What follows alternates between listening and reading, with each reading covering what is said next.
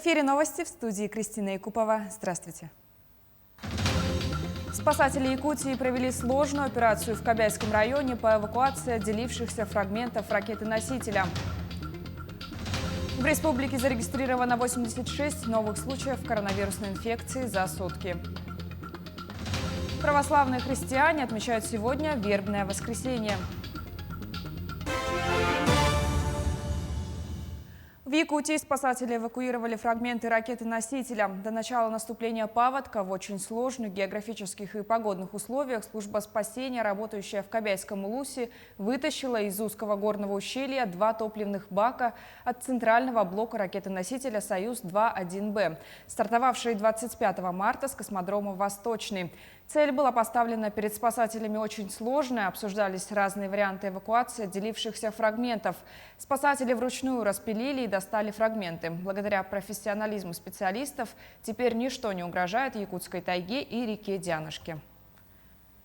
Рабочий объезд совершил первый заместитель председателя правительства республики. Так он посетил строящиеся объекты Жатайской судоверфи и паромные переправы Нижнего Бестяха. Это одни из самых стратегически важных объектов региона. Как прошел визит Дмитрия Садовникова в материале Саргаланы Неустроевой. Проект создания высокотехнологичной Жатайской судоверфи на сегодняшний день приоритетный. Это один из ключевых механизмов грузовых перевозок на арктических и северных территориях. Сроком завершения строительства объекта был запланирован конец текущего года. Однако в ходе визита первого зампреда правительства выяснилось, что не обошлось без задержек, в связи с чем пришлось разработать новый нагонный график. Сегодня есть то, что недовезен материал в размере 2400 тонн конструкции, металлоконструкции, и недовезены сэндвич-панели. Но мы вчера в ходе переговоров с заводом узнали, что завод договорные рамки с подрядчиком выдерживает, и металлоконструкции они будут отгружены. Между тем, работы ведутся и на паромных переправах Нижнего Бестяха. Так, на фоне ремонта Алекминского аэропорта Ленатурфлот приобрел новые современные суда на подводных крыльях «Валдай», которые будут курсировать по маршруту Якутск-Алекминск. Однако по большей части вопросы вызывает ежегодная проблема перегруженности накопительных площадок автотранспорта. Сегодня вот опять же стоит ежегодный, скажем так, вопрос. Это напряженная ситуация по паромных переправах. И здесь мы тоже руку на пульсе держим, чтобы порядок все же наконец в паромных переправах навелся. И есть, конечно, спорные моменты в свете создания здесь управляющей компании. Но я думаю, что к моменту работы паромов в летний период мы этот порядок наведем.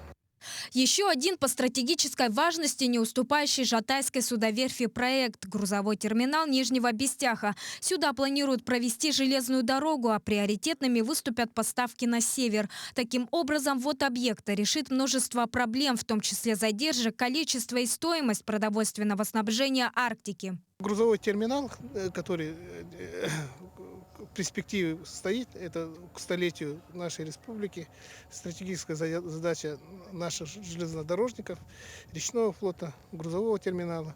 И я думаю, что сегодня мы не видим угрозы срыва работы. Там влаживаются деньги частного бизнеса. И сегодня коллеги, которые работают на этом направлении, продолжают работать, и больших, как говорится, тревог в этом направлении не испытывают.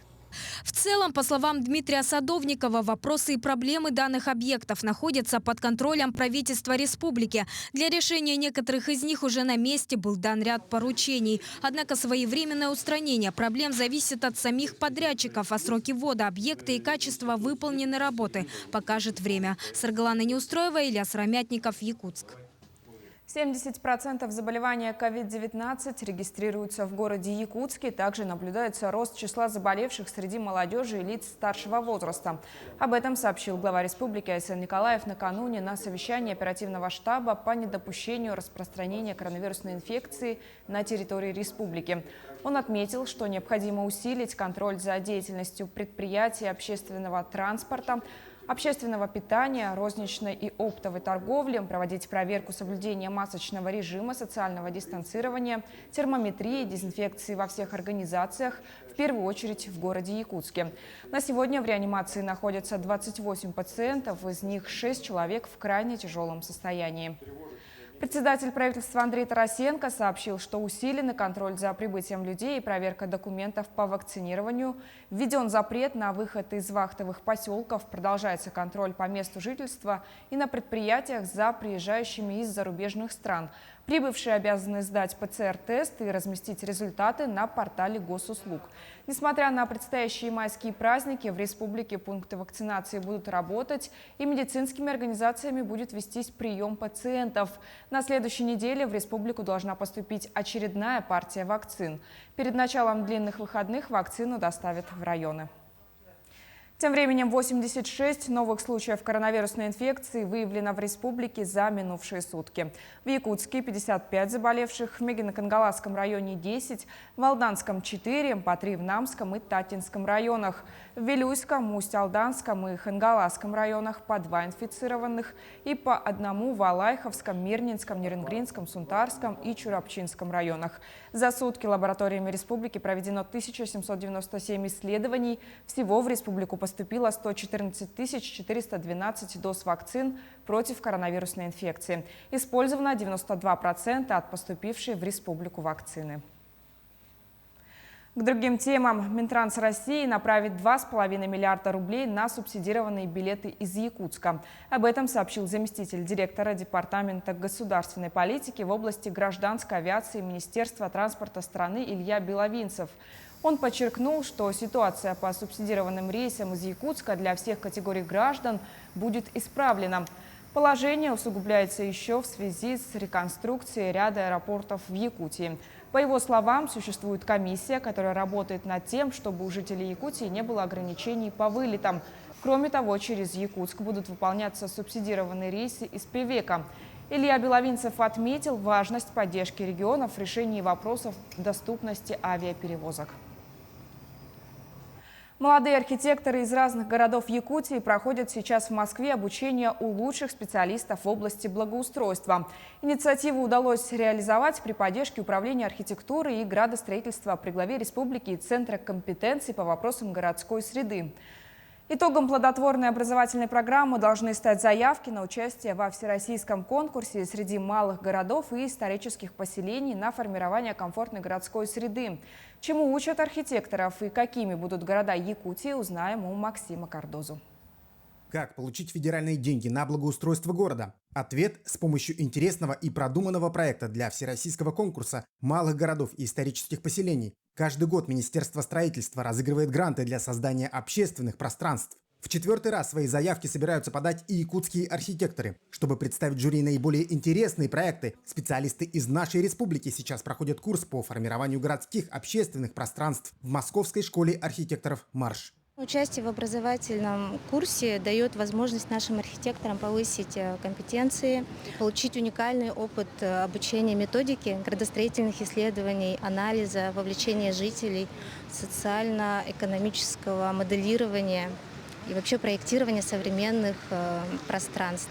Мы работали с социологом. Оказалось, что опросы, которые проводят в случае, когда архитекторы выходят работать в новых для себя местах, да, необходимо учитывать желания местных жителей, да, пытаться сделать какую-то классную выжимку предложений, может быть, проблем. Сам вот элемент опроса с нами был сильно недооценен.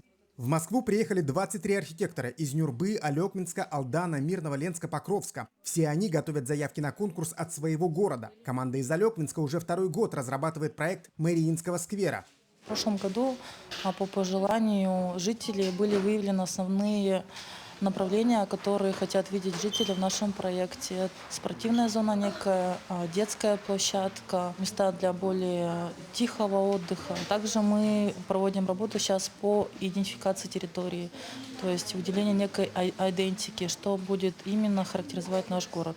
Причем учатся не только якутские архитекторы, расширяют свои горизонты и московские преподаватели. Например, как работать на вечной мерзлоте или при минус 50. Все участники нашей программы привезли с собой уникальный опыт, да, поскольку они сами являются, да, и жителями этих городов, да, и с ними работают уже давно. В Москве нет такого опыта, да, никто не пережил, значит, полярную зиму, поэтому только в совместной работе мы можем найти адекватное решение. Итогом образовательной программы должны стать 6 проектов от якутских городов, которые будут участвовать в конкурсе на федеральные гранты по 50 миллионов рублей. Победителей объявят в сентябре. Максим Кардозу, Виктор Олесов, Москва. Росстандарт утвердил ГОСТ для органической продукции из дикорастущего сырья. В документе регламентированы правила сбора, заготовки, переработки, хранения, транспортирования и маркировки такой продукции. Применение стандарта позволит производителям войти в государственный реестр производителей и маркировать свой товар знаком единого образца. Введение стандарта поможет России занять до 20% мирового рынка продукции из дикорастущего сырья. Документ вступит в силу 1 июня этого года.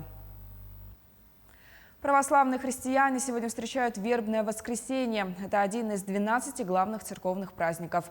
Он посвящен прибытию в Иерусалим Иисуса Христа. По церковному постному календарю в Вербное воскресенье можно есть рыбу.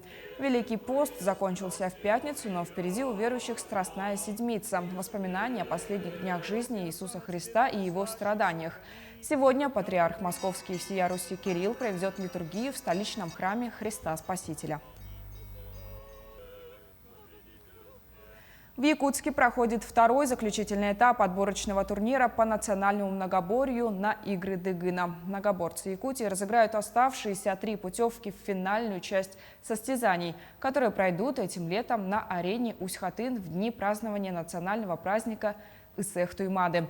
Напомним, имена 9 обладателей лицензий уже определены. В состязаниях принимают участие более 20 спортсменов из разных районов республики.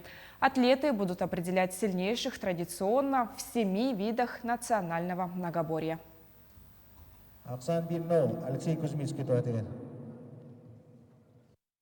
Многоборьем занимаюсь примерно год. До этого основной масс-рестлинг, вид спорта. Соревнования проходят хорошо, состав хороший, все подготовлены. Петр Старостин, лидер, Айсен Семенов, Кеш Колесов. Вот они показывают хорошую борьбу, так и есть также молодые, перспективные, тоже показывают хорошую борьбу, отпор дают. У меня на этом вся информация. Мы продолжаем следить за развитием событий.